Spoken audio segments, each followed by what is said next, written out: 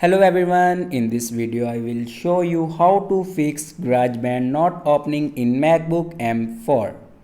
So before watching this video, don't forget to subscribe the channel and also press the bell icon. So let's start the video. First of all, quiet your Garageband. After quiet, then on top left corner you can see the Apple icon. Now click on it and then click on restart.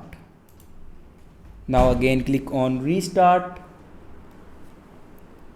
After restart your Mac, your problem will be fixed. If it doesn't fix your problem, then open settings. In settings, scroll down and click on privacy and security and click on allow applications from. Select App Store and then go back to your screen and then open Launchpad. Now here you can delete your Garageband and reinstall it.